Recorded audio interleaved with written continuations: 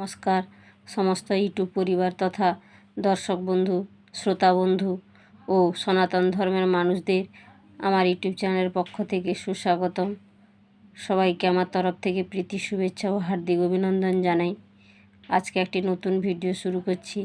আশা করছি ভিডিওটি দেখলে শুনলে সবার ভালো লাগবে। ওম হরি তৎসৎ, অর্থাৎ সব কিছুই ঈশ্বরের নামে। ওম বাসুদেবায় নমঃ। কর্মণৈব হি সংসিদ্ধিমাস্থিতা জনকাদয় লোকো সংগ্রহমেবাপি সংপশ্যম কর্তুমর্হসি।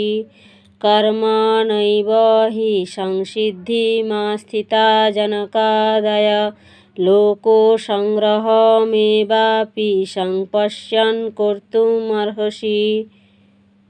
বঙ্গানুবাদ: রাজা জনক প্রভৃতি পুরুষেরা কর্ম সম্পাদনের দ্বারা অর্থাৎ নিষ্কাম কর্মের দ্বারা সিদ্ধিলাভ করেছিলেন। তাই লোকরক্ষার প্রতি সচেতন হয়ে হে পার্থ, তোমারও নিষ্কাম কর্ম করা উচিত হবে। ব্যাখ্যা: মহর্ষি ব্যাসদেব বিরচিত শ্রীমদ্ভগবদ্গীতার ৩য় অধ্যায় কর্মযোগ অন্তর্গত আলোচ্য শ্লোকটি ২০ সংখ্যক শ্লোক।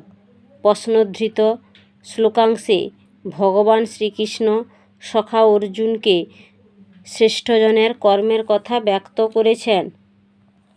মিথিলার রাজা জনক সহ অন্যান্য প্রাচীন রাজারা কর্মের দ্বারাই পরম সিদ্ধিকে লাভ করেছিলেন। তাই কুরুক্ষেত্রের রণাঙ্গনে অর্জুনের সারথি হয়ে শ্রীকৃষ্ণ অর্জুনকে পূর্বের সেই সকল প্রসিদ্ধ রাজাদের কথা স্মরণ করিয়ে বলেছিলেন, সমাজে মানবদের শিক্ষা দেওয়ার জন্য তারও নিজের ধর্মকে বজায় রেখে কর্ম করা উচিত।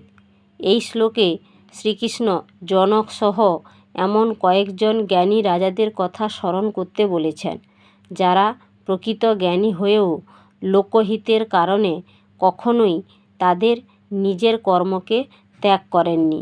মনুষ্যজাতি অনেক সময় অজ্ঞানতাবশত নিজ স্বার্থরক্ষার তাগিদে বৃহত্তর কর্মযজ্ঞে নিজেদের সামিল করতে পারেন না। কিন্তু রাজা জনকের মতো মহাত্মাও পৃথিবীতে আবির্ভূত হয়ে মানুষের মধ্যে কর্মস্পৃহা জাগিয়ে তোলেন এবং মানুষকে মুক্তিপথের সন্ধান দেন।